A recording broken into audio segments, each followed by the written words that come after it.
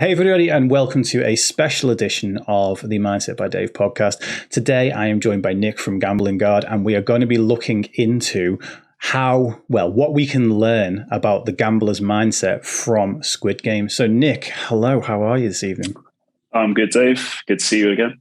Good to see you as always, yeah. Could you, I know you've been on the podcast before, but for anyone who doesn't know you, could you give us a kind of very brief introduction to you and to Gambling Guard? Yeah, so I had a 12-year gambling addiction. It was between 2007, 2019. Found recovery then at the beginning of lockdown, or just prior to lockdown. And then got involved in initially the Twitter recovery community. There's loads of people doing loads of good work there. I wanted to try and find a niche and see if I could offer my sort of skills and knowledge to try and help people. So I set up a TikTok account, which is primarily, where I do my sort of, my outreach work, trying to raise awareness of gambling addiction, primarily to sort of university age people, through videos, light-hearted videos, memes, etc. Yeah. Awesome. And you do absolutely amazing work. And the funny thing is when you first posted on Twitter about, I could probably tell you the exact date. It was the day I did my marathon. You posted saying there's never been a better analogy for gambling or something than Squid Game. And whilst that lying there with very, very tired legs, threw on the trailer for it. And I was like, ooh, this looks good. And then I watched one episode, and then 36 hours later, I'd watched all 9. Which I thought I was late to the party. So you've not seen it then? No, I hadn't. My kids had pointed it out to me, and they told me to check it out. And as soon as I watched the trailer, I was like, yeah, I can see what Nick means. And I was like, you know what, I want to kind of watch this before all the spoilers end up everywhere. Because I thought I was also late to the party. And it's gone on to be, I think, the most popular show Netflix has ever done. So I think that means a lot of people have watched it, which means actually a lot of people have seen the things that we're kind of going to be talking about throughout this. As a recovering gambling addict, or do you consider? I always like to check whether you consider it recovering or recovered yet. I think the majority of people choose recovering. I choose recovered. Okay.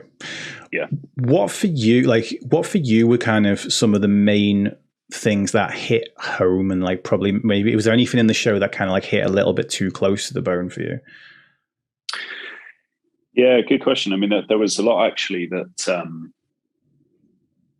lot of moments where I sort of recognized myself, during addiction, the selfishness, a few things at the beginning, some of the early episodes or a first episode where Gihan is, he's betting on the horses, he's having extreme mood swings, and then he wins, and he's clearly a poor father, let's face it.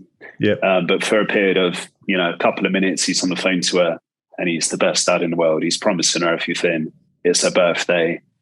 And then in between that moment and actually seeing his daughter, he contrives to gamble or lose his money again. And they end up eating some shack on the side of the road. Yeah. Nothing is more important to him than gambling. Even his daughter, he's already lost the relationship with his daughter, but he's not had that moment of clarity. He's still so deep in addiction that even on her birthday, his priority was still the horses.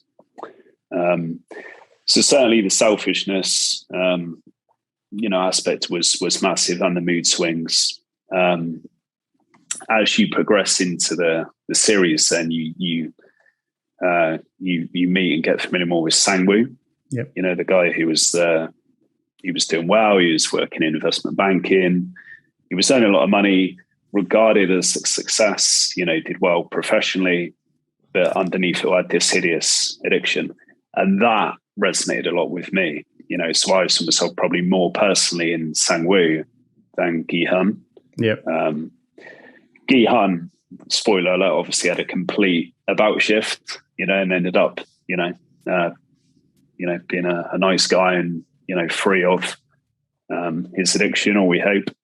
But Sang-woo was the one I found more interesting because it resonated more with me. you wouldn't have thought he was an addict. Probably from the first scene with Guy, he's sitting on the floor in his mum's place, clearly not his own house. He's, estranged from his family. He was the classic, for people who don't know much about addiction, he looked like an addict. Yeah. Sang-woo didn't.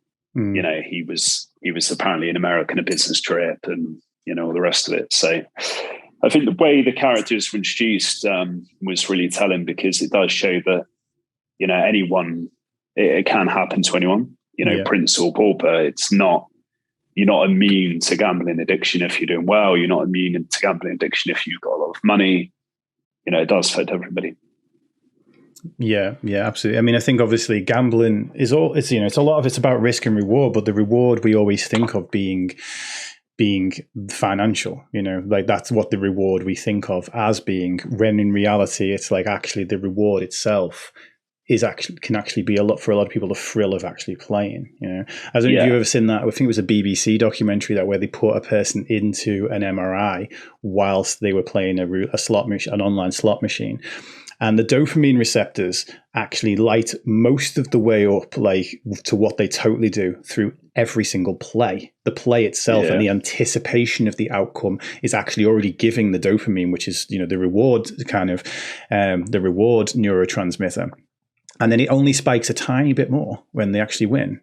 And it's like, so the win itself, the near misses are just as addictive to this person. And it's just like, lighting that person's brain up the same way, sometimes as well. A sort of a person in that more financial position, the actual risk, and like they may feel on top of the world in terms of their business and may feel like actually they can handle all of that, and there's no real challenge or there's no real danger there, and the actual risk itself becomes the reward or the thing that they crave. Yeah, that's exactly it. Russell Brand has got a great quote on this. I don't have personal experience of, drug or alcohol addiction, but, he always said for him, he was addicted to some numerous class A drugs, but he said for him, the dopamine came from scoring the drug. So getting it from the dealer. It wasn't actually using, it was the anticipation and the dopamine hit of just obtaining, what he wanted. And I think there's something, obviously, which it makes, once the themes behind it, it's not, gambling addiction isn't about the money. As you say, it's you are doing it for the risk.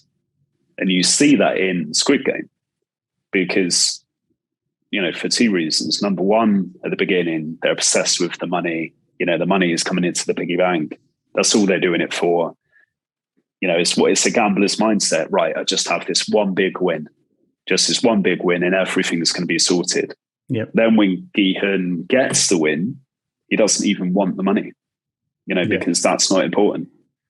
Yeah. So it just proves it's not about the money. He had got to the point where he didn't need that, or he didn't think he wanted it. He still got it in the end, obviously, but that wasn't the point. Yeah, I mean, I think early on we are that Gi-hun's our first point of kind of introduction, and it's like we're seeing kind of the sort of classic behaviors that again more stereotypical behaviors. He steals his mum's his card, even though she's hidden it somewhere. She's obviously really sets it up as the fact that this is not like a new thing here. This isn't and it's like, again, jumping slightly ahead in the timeline, one of the things I found quite interesting was when Gi-hun talks about like how he lost his jobs, and the fact that before that he actually was really kind of a reasonably stable person, the two jobs, and then essentially the driver's agency kind of that he was working for went under, and the other job failed as well. And it was like at one point he kind of was a sort of victim of circumstance as well.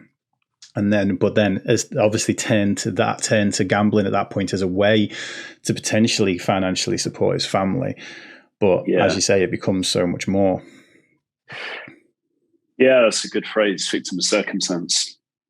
I guess everyone, every one who suffered with a gambling addiction, could claim probably to be a victim of circumstance. And it's probably because they won their first bet. In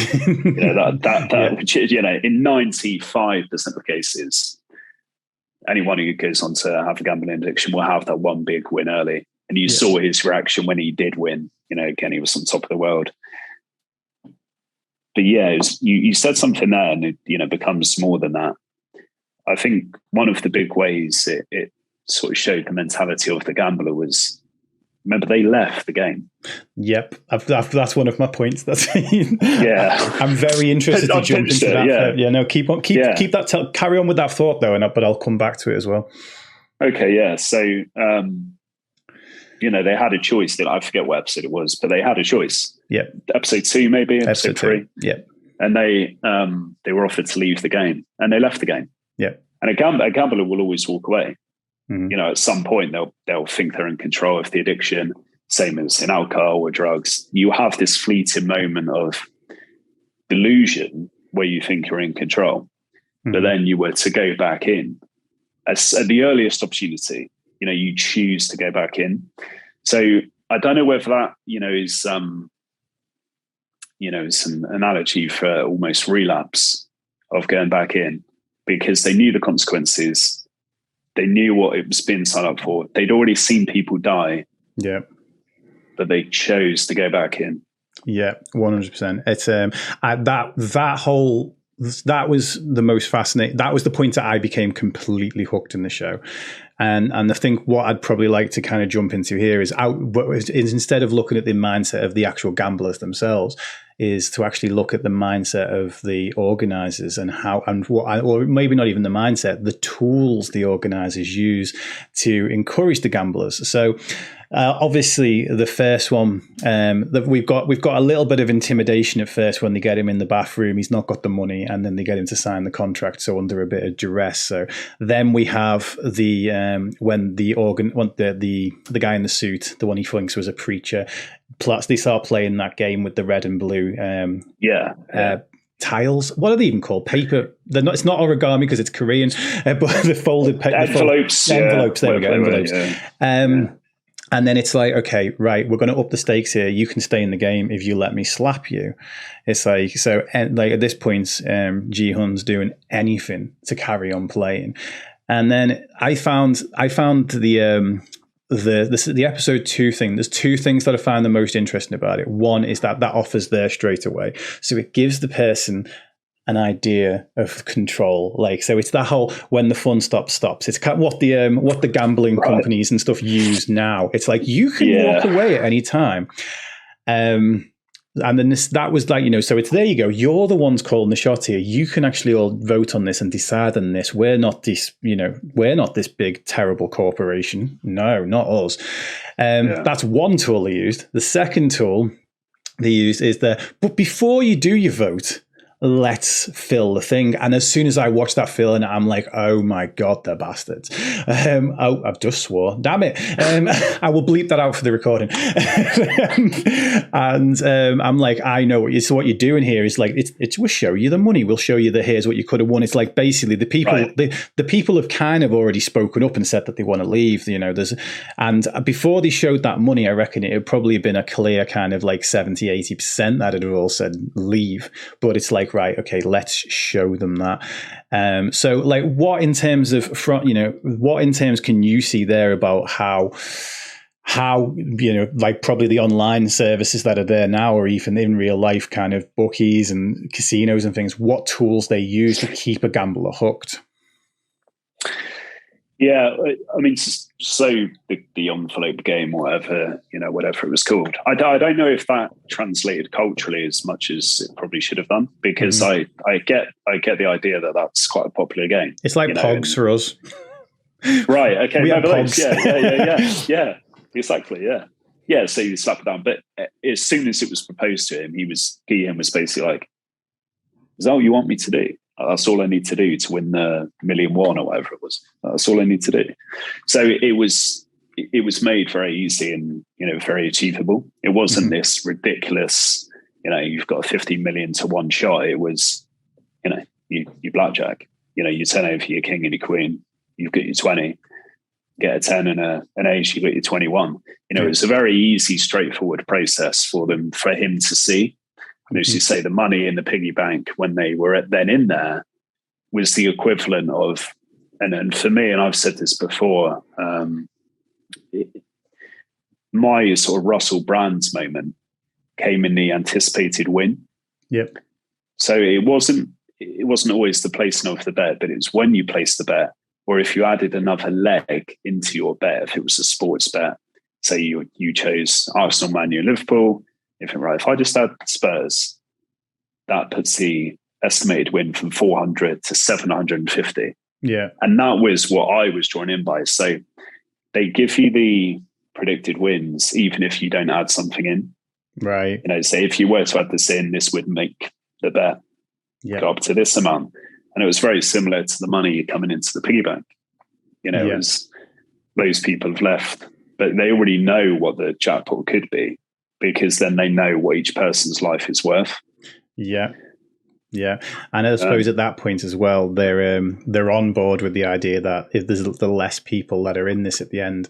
One thing they don't know at that point is that there is only one person that wins it. We don't find that out until about episode 5, I think. But at that point, the other people have got to already be thinking, actually, the less people that get through this, the better it is for everyone.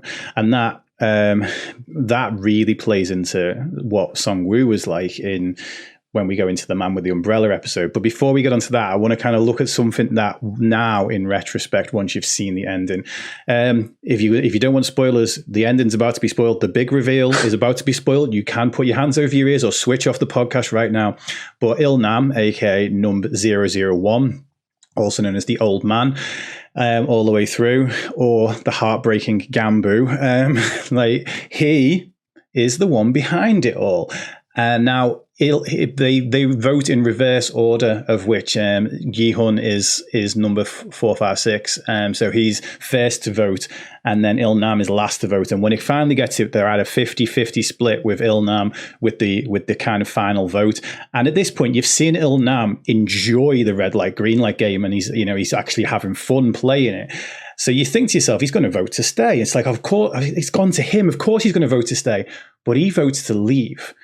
Now, meaning he wanted them all to leave, but he already knew that they'd come back. Is there anything we can learn again about the kind of the online sites and about casinos, or about kind of bookies, for want of a better word, the organizations from that? Because literally he's essentially, by them choosing to come back, he's increasing their investment into it, increasing their kind of, or investedness into it. Like, is there anything we can learn from that? Yeah, I mean, we're recording this podcast on what is it, the 2nd of November, and it's actually Safer Gambling Week. So I don't know if I keep on doing these things by accident. Yeah, it's really good timing. So if you walk past any bookies in the high street, all of their windows this week will be these yellow black signs. It's Safer Gambling Week, and one of the big tools they offer people, and it's designed obviously for people at risk of addiction or possibly in addiction, is to offer a temporary timeouts, so you can self-exclude for 24 hours, 48 hours, a week, a month, whatever it might be. And I used to do that all the time. So I mainly bet on sports, right? So say I would have a bet on football, and I would be betting on Tuesday, Wednesday Champions League, and then it would be Thursday fixtures as well.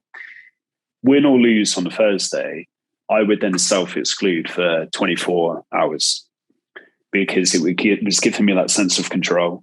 It was convincing me that, no, I don't need to gamble every day. But on a Friday, no, I don't need to do that. And then on the Saturday, almost as like a reward, I would be, right, I'm back in a game.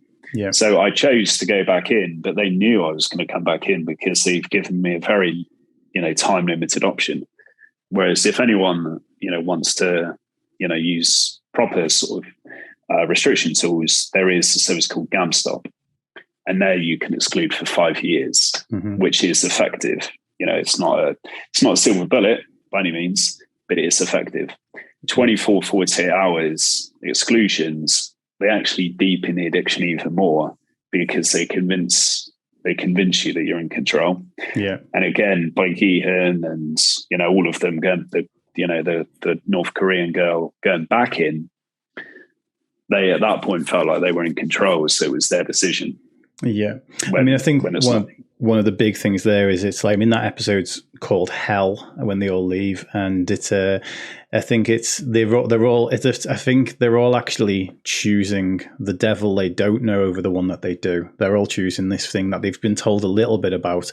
They're choosing a completely different type, a new kind of hell over the familiar kind of hell that they actually know at home. Because it's like, well, at least this gives me the opportunity.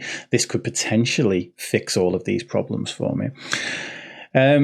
So can I add on that as well? Go for it. Because it's it's essentially, by that point again, they knew the cost. They knew obviously people in the red light, green light. They knew people were being killed. So going back in, maybe they didn't know that there's only one winner, but they knew it was going to be many out of 456. Mm-hmm. Going back into it was essentially an act of suicide. They knew going in, they knew the odds would be that they'd probably die. Yeah. But again, for a serious point, I guess but gambling addiction is the addiction with the highest level of suicide.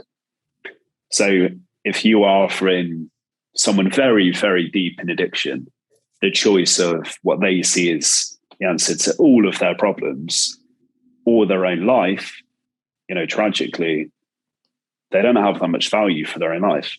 Yeah. So them going back in, choosing to go back in, even though they knew the mortal cost, was, again, a sort of really clear analogy for someone deep in addiction. Yeah, I mean, while we're actually on the topic of suicide, I think the thing is, a lot of people choose suicide because, no matter how you slice it, suicide is a way out of that person's problems. And obviously the gambler's looking for a way out of their debt, and winning everything and paying off the debt is one way out of it. And it doesn't take much for a mind to go to the idea that is also a way out of it. And that's one of the things is like that. That's why one of the kind of big important things when you're doing suicide prevention is to help people find a different way. And it's basically to the fact that, okay, you do not want what you have right now, but so the alternative to that, sometimes they whittle it down to only one alternative, and that's one of the key important things is to find help a person find a lifeline. It's called in suicide prevention. It's find another way in which they could do things. It's like, okay, I'm not asking you to live like this. I'm asking you to find another way to live. So I think it's. I think you're right. Like a lot of them are probably going back into that. And I think it was 93% of them that opted to go back in knowing kind of, what. And I mean, they said at that point as well, keep an eye on the ones that didn't come back. And that kind of story plot was just kind of like left to one side and never really revisited. But I think it does kind of really give you that insight into the fact that a person, it's like, okay, well, it's this or death, and either one of those is a better option than the hell that I know, and the hell that I'm actually in right now. Harrowing stuff. In terms of that, I felt like obviously, actually that's the same one. That's the same one. Okay, so we go into, I suppose, once we get into that, one of the big things again that a lot of gamblers come into is having inside info. We've got tipsters. I get bloody tipsters pop up on my Twitter all the time, and I've not had a gambling account since, I don't know, probably it might, the year may have ended in a 9. It's like, it may have ended in a 90 something, but maybe early noughties. When I got them early, and then I got out, I had my first big loss, and it was like, crap, maybe I'm not as good as this as I thought. But until I had that first big loss, oh, by God, did I think I was good. And I think that I knew things and I know more. And I think that was like, we get into it with Song Woo's first kind of betrayal is that he's got a bit of information when it comes to the honeycomb challenge. He knows that that's coming up, and then obviously doesn't do anything to tell Gi-hun to not go for the umbrella. It's like, this is the first kind of sign that you see. Obviously we get a redemption for Gi-hun as time goes on, but we just see Song Woo being more and more kind of devious and trying to kind of have that extra bit of info that he doesn't want to give to anybody else. Like, is that kind of, again, something that you see, gamblers and not wanting other people to know what they want so that they get so that they've got an advantage? Yeah, definitely. I mean, just the whole the umbrella, was a good example. And also when he, when he gave Ali the bag of stones as well. That episode. It's a tough episode, yeah. I'm not okay after that episode. That bit wasn't the one that got me. It was the two girls actually that got me. It was how well Ilnam played the role of dementia that got me, but I lost my grand to dementia, so that was the particularly when you look. Well, particularly when you look back on it as well, when you knew anyway that he was, but yeah, like Sang Woo. So gambling addiction makes you a very, very good liar. Makes you an expert liar. You can't lie about other addictions and cover them up in a way that you can gambling, because there are no physical signs. Essentially, if you're good enough at covering up, I did it for 12 years. Nobody need know. So, the prospect of him, even at that point, betraying Gi-hun, because at that point they were still friends, essentially, betraying him in that way, and then just outright lying so effectively to Ali to, obviously sending Ali to the death squad or whatever, then it shows how an addict operates. Mm-hmm. If they're just incredibly selfish, not as people, but through the addiction and to get what they want. Now, Sang Woo, we know fundamentally, a nice guy, or so we're led to believe, but because in his pursuit of what he's trying to get, that will supersede everything. Mm-hmm. So that caused him to betray Gi-hun, that caused him to lie to and basically kill Ali. But then again, at the end, you see whether there is a good guy underneath it all. Because he wants, Gi-hun to, do whatever. But it just shows how effective you do become at concealing anything for your own gain, and to hide your losses. Because again, his mum, bear in mind, she thought he was in America on a business trip. Yeah. I think after that point, we start seeing kind of like teams being built at this point, and like that's where we get into like the stuff with Duxu and Minyo, and who I was saying before we started. Actually, I watched the dub, which apparently makes me not a real fan or something. I was going to ask you that. So no, I watched about 5 minutes in dubbed, and I probably should have changed it. But Minyo, her acting was, I don't know if the original could have been completely over the top as well, but I just felt like whoever did the dub on her, but like they kind of form this, they form this team. And then we obviously get the lights out section, and they're actually all beginning to form teams, and then it becomes this idea of kill or be killed. I think by this point in the show they've realized, as you said, they've already realized that what each life was worth, but by this point they're thinking, right, the less competition we have, the better. But again, two interesting things. One is the clients, the contestant mentality here, but also is the fact that we found out that from the guards and from the front man that they've actually deprived them of food, and they've deliberately created this scenario in which kind of this sort of boiling point would be reached. And again, is that like, does that kind of tell us anything about gambling? What aspects? What the guards did, or the? I suppose the idea that like the less people that are in this, the less people that are in this, the more is my share, and we've moved from a point now where actually rather than letting the games kill. Duxu was probably ready to kill before he was a gangster, in the whole thing. But like now, instead of just kind of letting the games kill people, it's like now we're going to actually increase the odds for us. There would be. I mean, I think with the gangster character, he was an expert manipulator of people as well, wasn't he? All again for his own gain.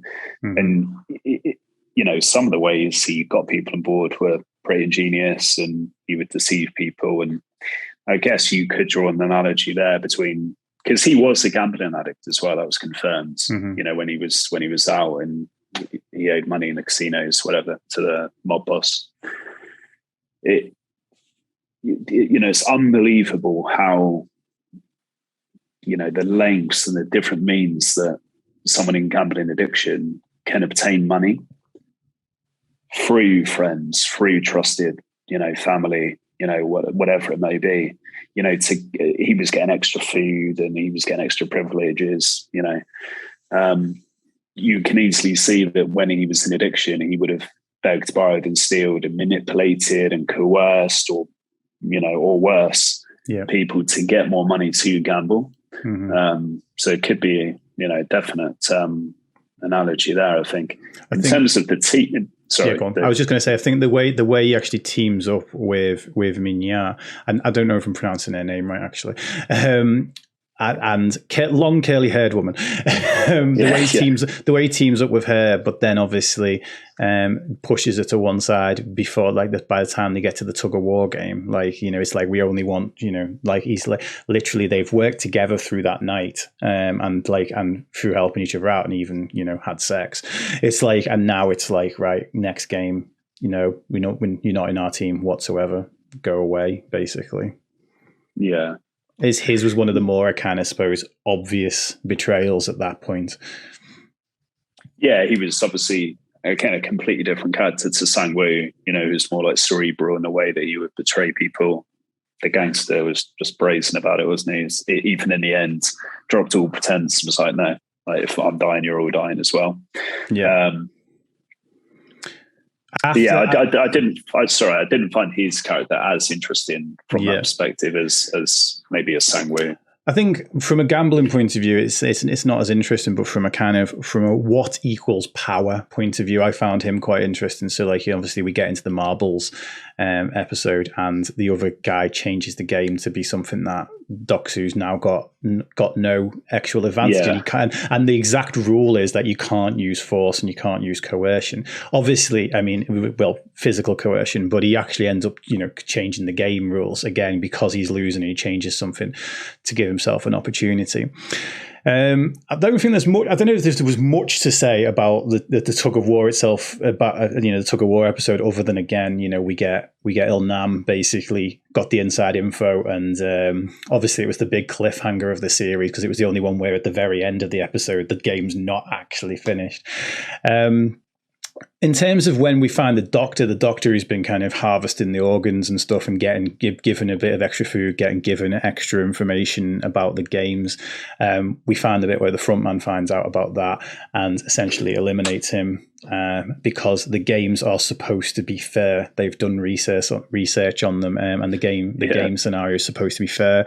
I found that, and I think again, this is where we see we sort of see the beginnings of the second layer of gambling that's involved, because we've got all of most of the contestants we know to kind of be gambling addicts or be in there because of problems with getting into debt.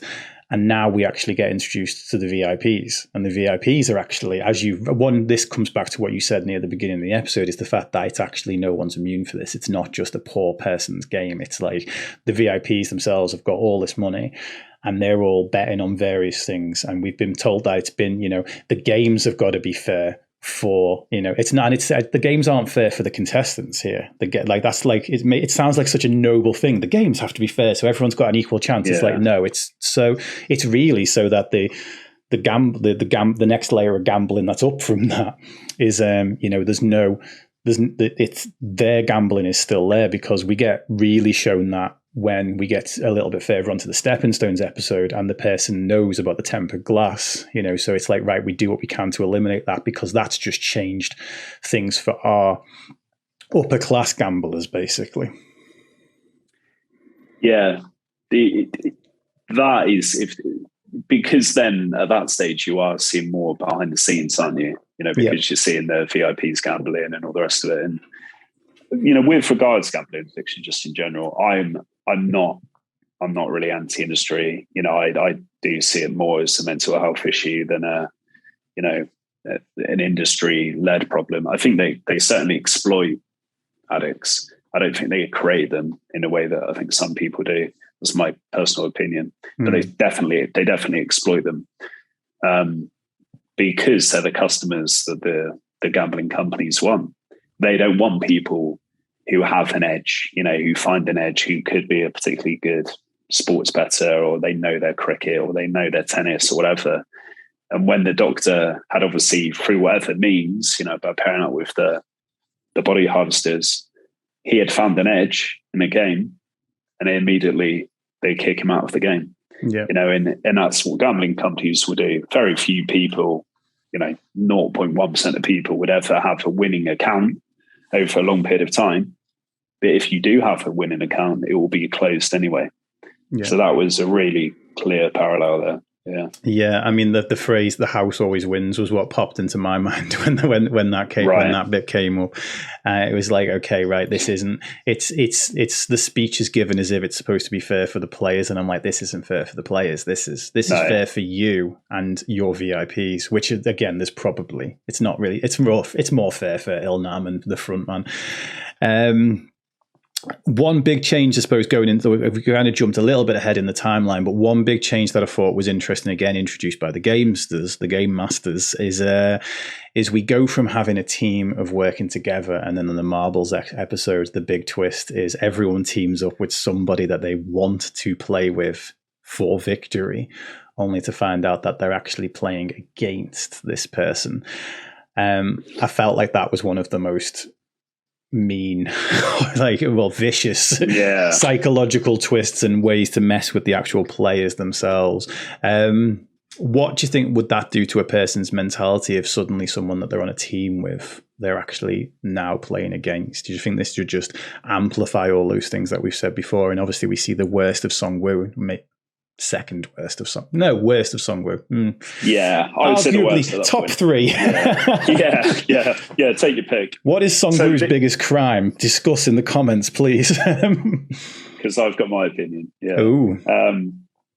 This is episode, just to be clear. This was the where they were playing the various games, playing marbles. They were making up their games. Playing marbles. Yeah.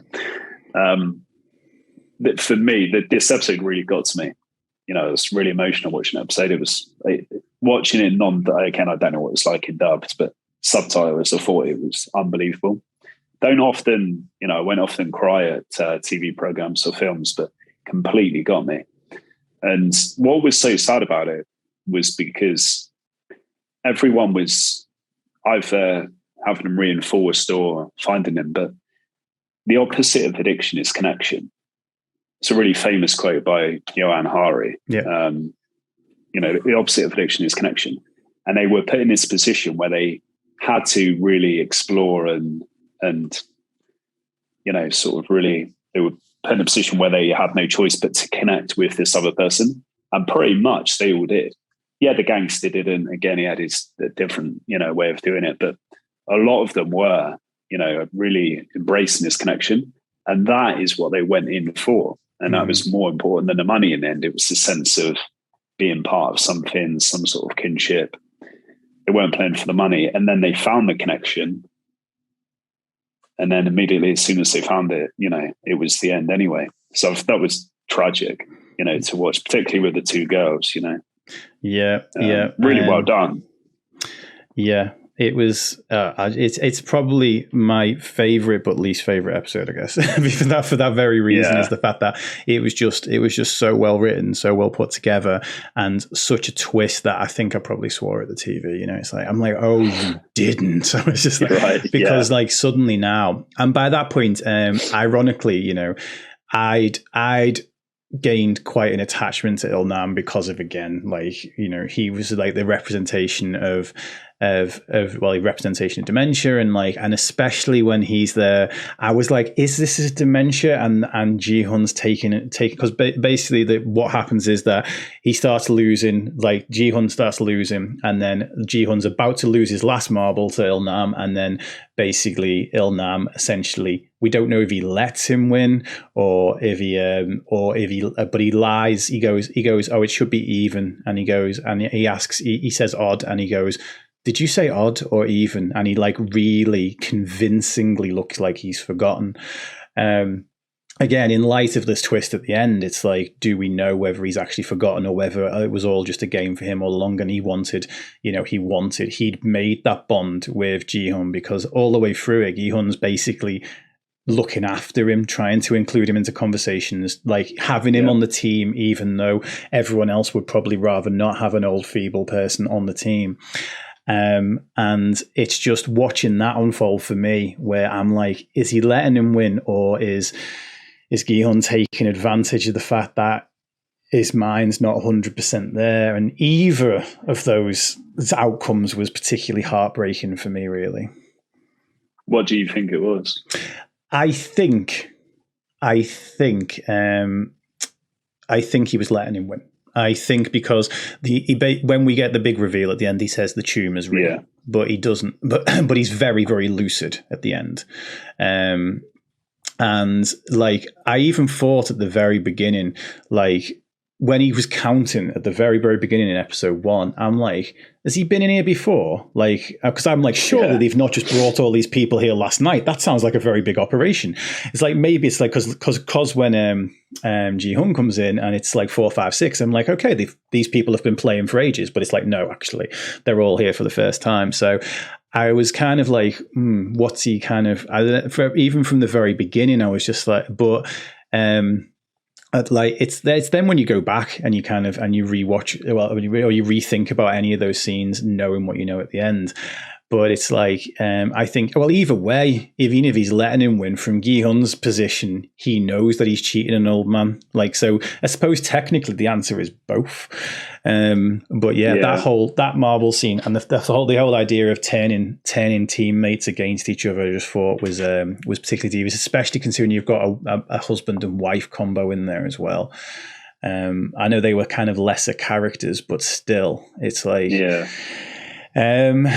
so from that point, obviously we move into the next episode being the Stepping Stones episode. And again, what I'd like is when Gi-hun at that point goes in and he's like, he just cannot choose a number, and he goes into this. It shows this very, very big monologue of him overthinking kind of what number to pick, until literally, there's an expression I use for this with anyone that's overthinking, is that the absence of a choice is still a choice. It's like, if you basically say, shall I stay up late and do my work, or shall I go to bed and get an early night? And if you think about these two options all night, then you end up doing neither. It's like you end up staying up late to not do your work and not get an early night. So, or the version I say is, do you push through with work, or do you take time off? It's like, no, actually, and relax. Actually, what I do is I go for the one in the middle. I take time off and beat myself up about the fact that I'm not pushing through, and therefore don't relax. It's very, very common in my side of the industry. But I found, like with Gi-hun in this instance, it's like, okay, he's literally spending all this time trying to think of what's the best answer until there's only one choice left for him, and he obviously very nearly ends up with number 1. And it was only because of the other guy saying, actually, I never go first of things. Can I have this one, that we end up with the ending that we do? Is that again that sort of level of, shall I think this, shall I do that? Again, all of these different contradicting thoughts. Is that another kind of element of the gambler's mindset, do you believe? Possibly. You can certainly will overthink things and convince yourself you've got a plan and try and come up with a new plan. The amount of plans I had over 12 years that this, was going to be the one that would crack it. But a lot of it obviously was very impulsive too. There's, some people would describe it as compulsive gambling. So it's a compulsion to do it. So yes, I mean, I don't know, maybe thinking about it, whether it was almost, he was starting to come through, he was starting to become the Gi-hun, starting to become the red-haired Gi-hun at that point, and he'd had enough of the game and they were nearly at the end. So I don't know if maybe it was possibly due to that. He had a completely froze, didn't he? In the moment.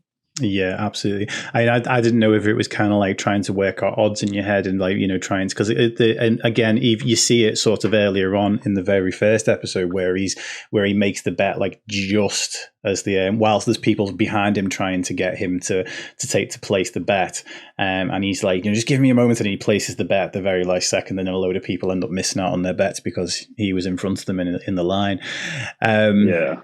But yeah, okay. It's a bit like watching if you're in a casino and you've got it, which obviously is ludicrous, but if you're on the blackjack or roulette table, if you're on a roulette table and it would tell you the numbers that have just come in, which means absolutely nothing. Yep. Who cares if the last number was 22?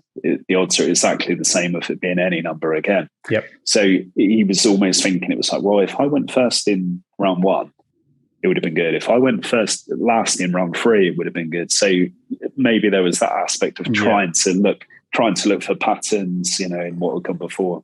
Yeah. I'm glad that you actually brought that up in terms of the idea of like the odds, because this is something called the gambler's fallacy, which is a sort of very common logical fallacy that essentially basically means that the gambler believes that the odds of 2 consecutive things are based on the odds of the previous thing. So like what you just said then, if a gambler sees the roulette table and sees it's come out on black 6 times, then it's like they think there's now an increased chance of it actually coming out on red the next time. But in reality, there's still a not quite 50-50 chance because of 0 and potentially double 0.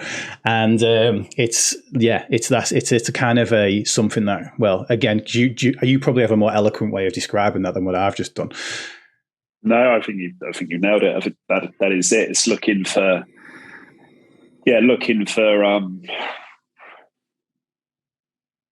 it's almost like confirmation bias, isn't it? I guess you're looking to be proved right, and for your instincts, you're looking for some kind of logic behind what is a completely random and, as you say, not even 50 game a chance. Yeah, you're looking for some kind of justification in your mind, which will convince you to put down that money. Yeah, absolutely. And again, I don't know if it's the same thing, but there's also an idea that obviously the more that you've put into something, the more likely you are to continue with the bet until you win. Like, if you've lost, it's easier to walk away from a small loss than it is actually from a big loss, because the more times you lose in a row, the more you believe that your win is due. It's like it's on the cards, and I think it's a similar principle, because you think, if I've lost 10 times in a row, surely I'm going to win the 11th one.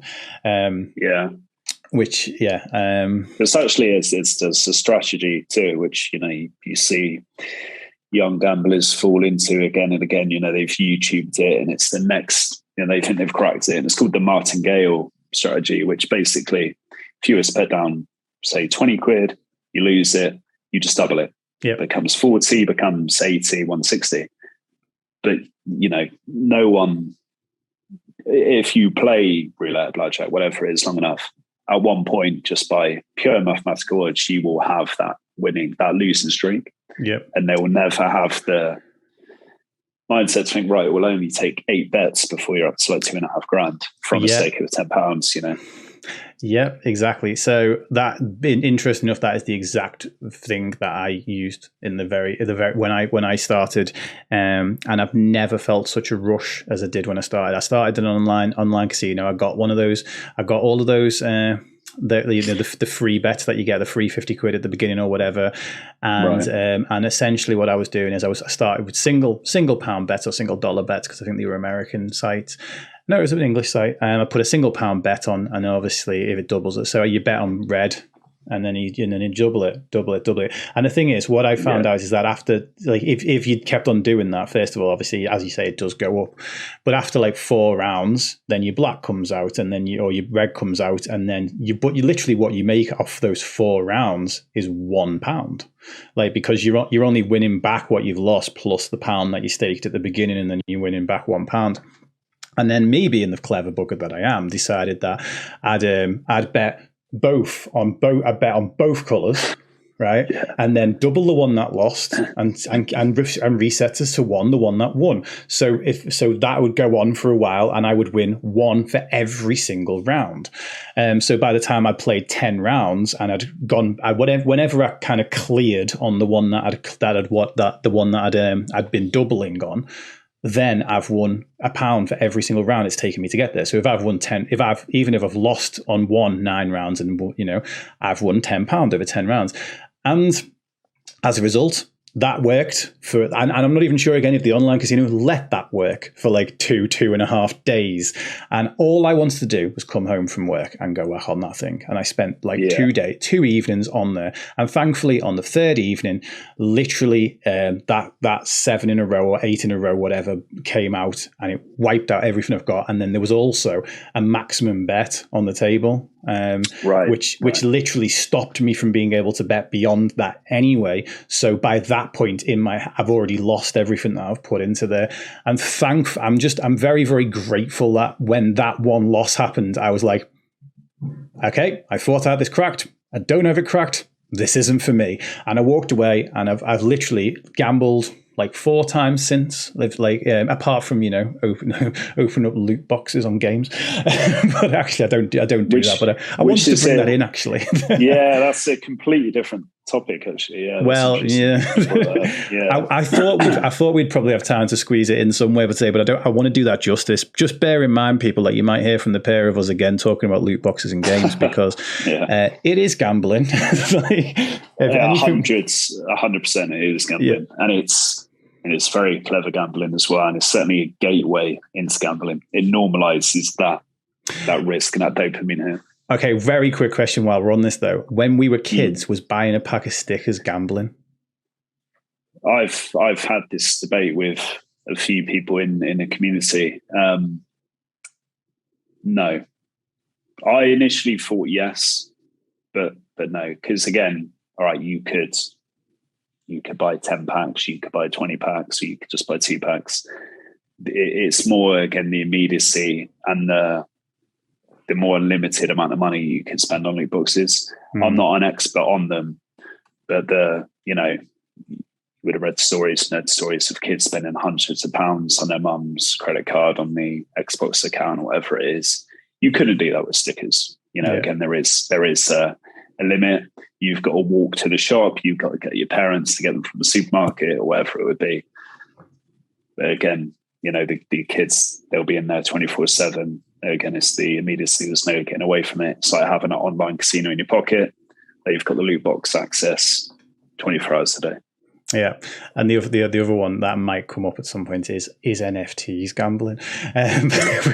I do not know anything about it. I've not worked them out. I don't really know. I've worked them out enough to know that potentially. I mean, basically, anything where you're putting money down for something that's value is not determined by the exact thing that you're actually putting on, and that value can be random, I think, is into a degree, because it's a random reward that you're staking a claim for. So I don't know. It's definitely one to kind of get into. Let's finish off on Squid Game though, because otherwise I won't finish off on Squid Game, and then I've done really well at keeping it on point for once until this point.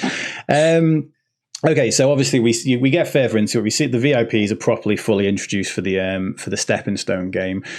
We've already kind of briefly touched on the idea of having that insider information about, but I think in the Stepping Stone game, we suddenly see the fact that the time limit on it makes it quite interesting, because the people in front, it's like once they start slowing down or like being cautious about it, the people behind, they're gambling with another person's life right now, but so they're more than willing to coerce, shout, jump onto the thing with them or whatever it might be, and kind of push them, throw them across. Again, I think that kind of only really feeds into that whatever it takes mentality that we're just seeing that really pushed to a higher level. And what was interesting again, I think with Doc Sue's character at that point is again, he's maybe not as interesting a character when it comes to the gambler's mindset, but very much an interesting character when it comes to the balance of power. It's like now suddenly that he's in front and he's basically like, look, you either come up here and do this thing, or I'm not moving and I'll take us all down. He was literally willing to take willing to take. He didn't want to take the chance with just his own life and everybody else to win, but he didn't mind everybody losing rather than just him losing. And I found that to be quite an interesting kind of mindset to get involved in.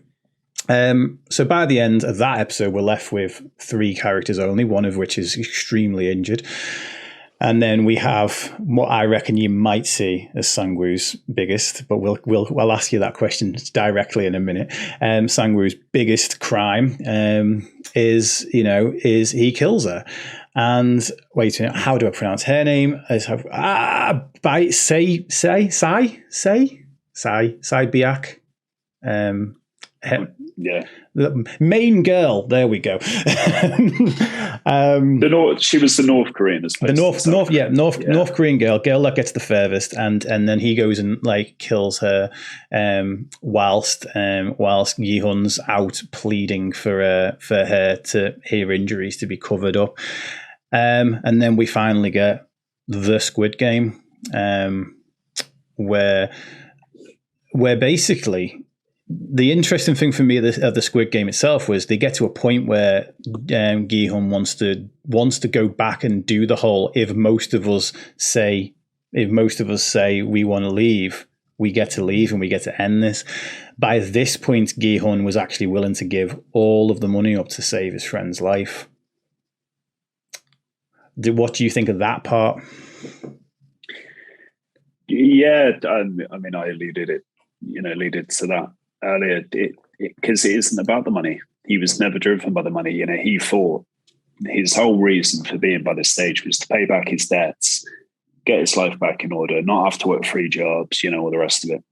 It wasn't about the money. He was presented, he could have walked over the line, and he could have won, however billion won even.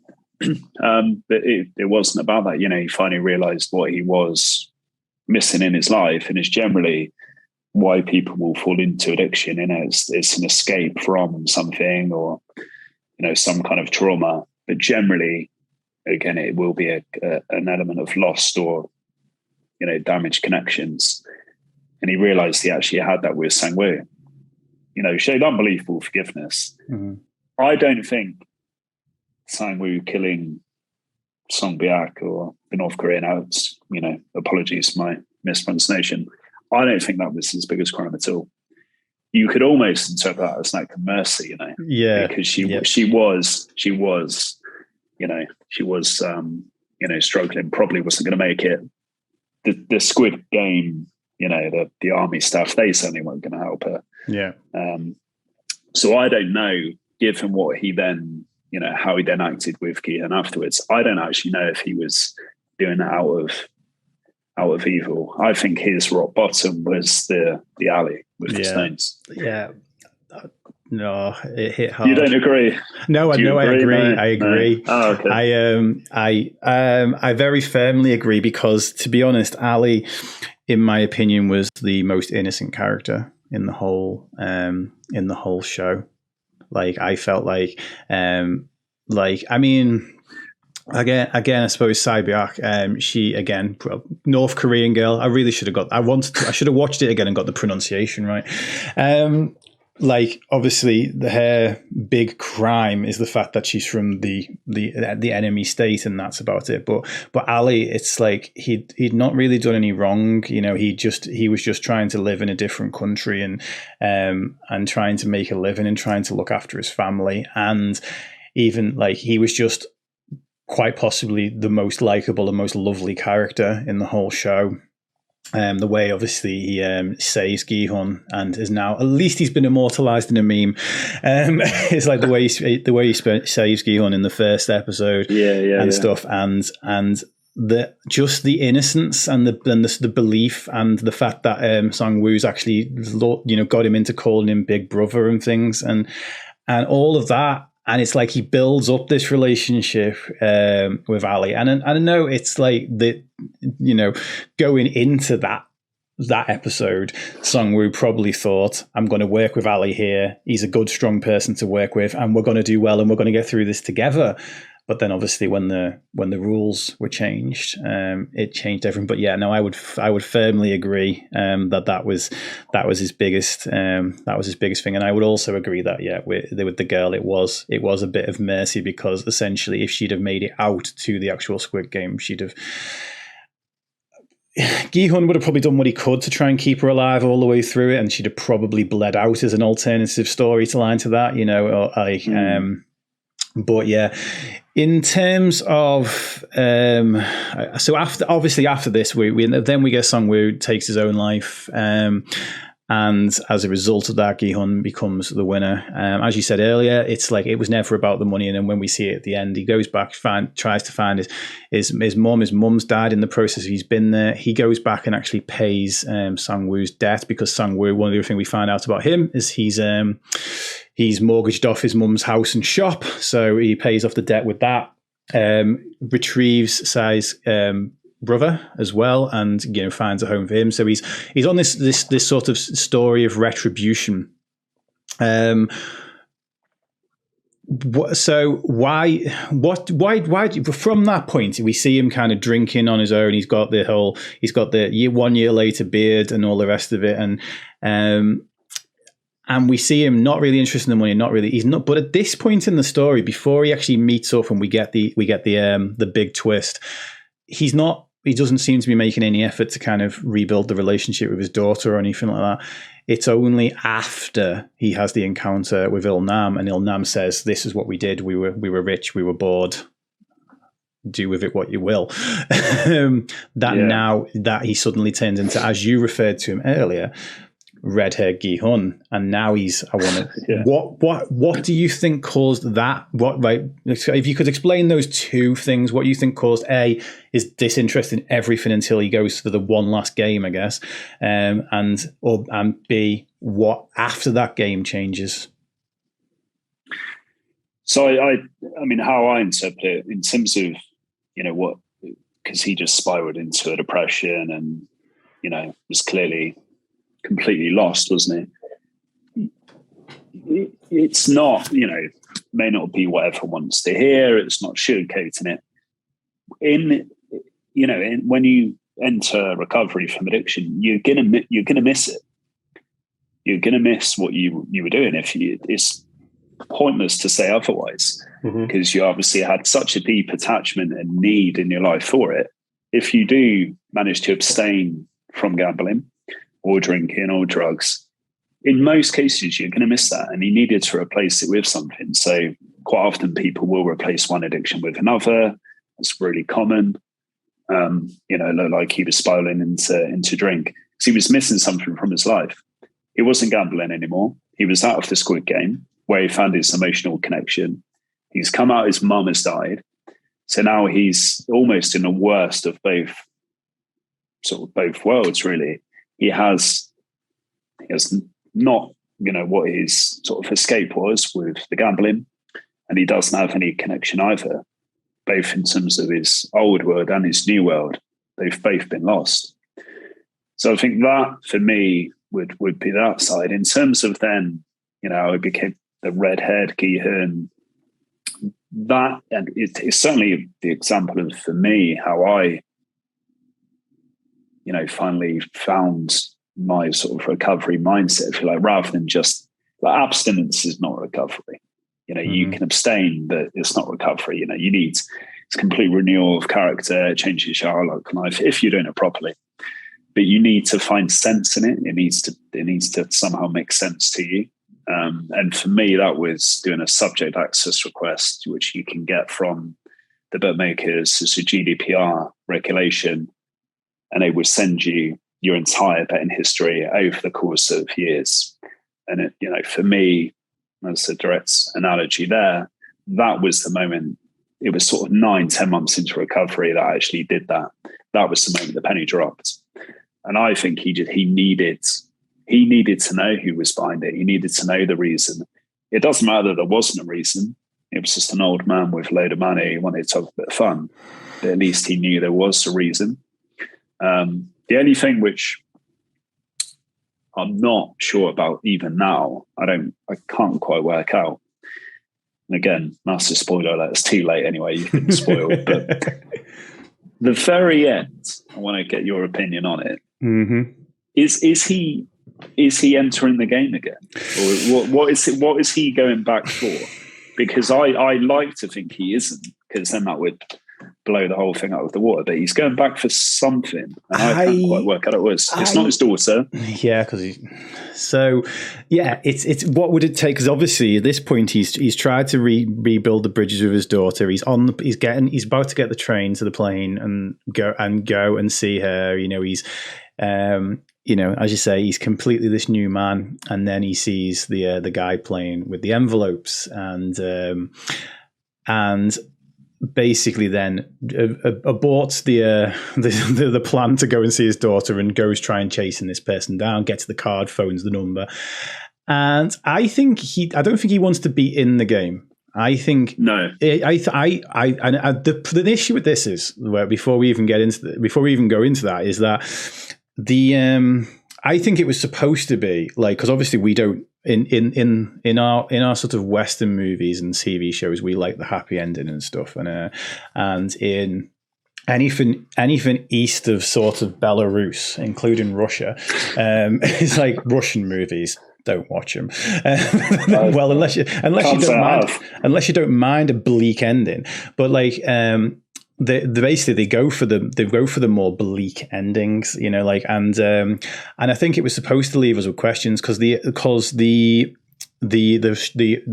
writer of it, basically, it took him 10 years to get this thing accepted, and he was like, no, I didn't ever plan a second season like this. It's but I think with the success that it's had on Netflix, I'd be interested to see how he approaches it, because it's like with the success that it's had on Netflix are going to basically drop the money in the piggy bank for him and see how it goes. Yeah. And he said in an interview that he wouldn't do a second season unless he felt it could stand on its own. So I'll be very interested to see if we do get a second season. I think we will, because money, which I know might sound like a very simplistic thing when we've said that, that money's not the be all and end all, especially not in the gambler's mindset. But I think what he'd be looking to do is take it down, because we think that if Ilnam's the organizer and Ilnam's now died, then surely the games die with him. And like that could have been, again, the clarity for Ji-hun, that this guy's died, this isn't going to happen to anybody else anymore. And I probably imagine now, in the same way that basically kind of like you have been through all of this and you want to save other people from it, and kind of like me, who's been to the point of suicide and through various other addictions and various other not so healthy coping mechanisms, and I want to save people from it. I think that's his motivation. I think you're right. Because I think for it to be back, he wants to get in the game again. I think that completely just undoes the entire character arc that we've seen throughout the entire thing. One thing that I want to know the answer to, that I hope I get to know, is so we find out that the cop's brother is the winner in like 2014 and is now the front man. How does that work? Why would you, having been through that? I thought that was what he was being invited for when Ilnam invited him to tell him the truth. I thought, well, obviously this is the logical thing. They somehow figure out a way to turn you into the front man for the next set of games. But I want to know. That's what I want to know. I want to know how he became the front man, like from being in those games to being like, I think I could run this. Yeah. How did that happen? That's the big question I want to know the answer to. But yeah, no, I definitely think that he's going to shut it down. Or at least try to. The power of it's the power of lived experience, right? Absolutely, yes. Yeah. it's absolutely the power of lived experience. But I agree. I like to think that is what he's doing. I don't think he's going back into enter it. But I certainly hope not. Yeah. Any closing thoughts? A couple really. Just number one, I think it's interesting. Because gambling addiction is getting a bit more, it's getting a bit more airtime, for lack of a better word. The last couple of years, as a mental health cause, and it's a bit more of a topic that people are becoming aware of. But it's huge worldwide. We're seeing the beginning of it in America now, because over the past 12, 18 months, all of the states are legalizing gambling now. So whereas before Americans, they would go to Vegas once a year, whatever they might do. Now all of America, is going to be hooked, and we're already seeing it. It's unbelievably tragic, and the scale of it in America is huge. But the Far Eastern gambling culture is just on a completely different level. Yeah. 4 of the Premier League teams in England are sponsored by gambling companies that you can't even gamble with in the UK. Newcastle, Crystal Palace, Leeds, they don't even have UK operations. It's purely for the Chinese or Philippines audience. It's a huge, huge Far Eastern thing. So I thought it was, for such a crossover hit for gambling addiction, essentially to be one of the themes behind it, I thought was really interesting. And then another thing I'd add is a quote I use a lot from Confucius, but every man has 2 lives. The second begins when he realizes he has only one. And that is the story, I think, of the whole thing, whether it's Onam, whether it's Ki Hun, Sang-woo, albeit he realized it too late. Yeah. So I use that quite a lot, but as soon as I watched it, I was like, that applies to the whole thing. Yeah. Amazing. Well, thank you very much for joining me tonight. It's been an absolute pleasure. We did get through everything that I wanted to, which is quite good. And yeah, is there any kind of closing sort of resources that you would push people towards if they are currently struggling with gambling addiction? Yeah, I always break it down to acceptance, accountability, and access. So you do need to accept it yourself, and you need to disclose that to somebody. You cannot beat addiction on your own. You need to have accountability through ideally people you trust, but if not, then there's plenty of lived experience communities and support networks you can reach to. And then you have to control your access. You can register with Gamban. You can sign up with, register with GamStop. You can sign up with Gamban, which actually goes one step further, and it blocks all the devices on your phone. All of the UK banks, or the vast majority of them, now have banking blocks as well. So there's various tools that you can do to limit your access. But yeah, the key thing I would do is start by talking perhaps to people in a similar situation. And you can find those easily by following me on Instagram, TikTok, or Twitter. Look at the people I follow and converse with. And there's networks for everybody there to provide support. Yeah, I can actually fully confirm that Nick's stuff on social media is phenomenal. How we ended up in a conversation about this whole thing was I basically posted saying that I've spent far too much time trying to figure out social media and not enough time spent figuring out people's minds over the last 2 years and Nick was like, can you explain to me what you mean by that? And I'm like, yes, I used to spend a lot of time figuring out people's minds and learning about psychology and all the rest of it. For the last 2 years, I've done nothing but learning how to do algorithms and thumbnails and all the rest of it, which actually I think that you do extremely well. And the irony of all of this, which is not lost on me, is the fact that I then go and make a really clickbaity thumbnail for all of this. I spent like a little bit of time in Photoshop turning me into the red light, green light doll, turning you. It was strong though. You know what I'm the happiest with? I'm the happiest with the tiny little detail that's in the top left-hand corner, which is I've taken the honeycomb thing and put the Mindset by Dave brain inside of it. That bizarrely took forever. It's weird. I thought all I need to do is put that in there and turn the overlay type on Photoshop and it should just do it. But weirdly, my computer had decided that copy and paste was no longer allowed. And I could have just, if it had restarted my computer, it had been fantastic. But everybody, please do go and check out Nick's stuff at Gambling Guard. It's just at Gambling Guard on Instagram, TikTok, and Twitter. Yeah, cool. And again, check out some of those things that have been mentioned on there about things that like GamStop that can actually make it more difficult, if not impossible, for you to actually gamble. Because yes, we do understand that this is not just I gamble because I like to. It's like having tools in place. It's not about just getting through it with blunt force willpower. It's like, use whatever tools there are that are there and available to you. And everybody, thank you. And I will catch you on the next one.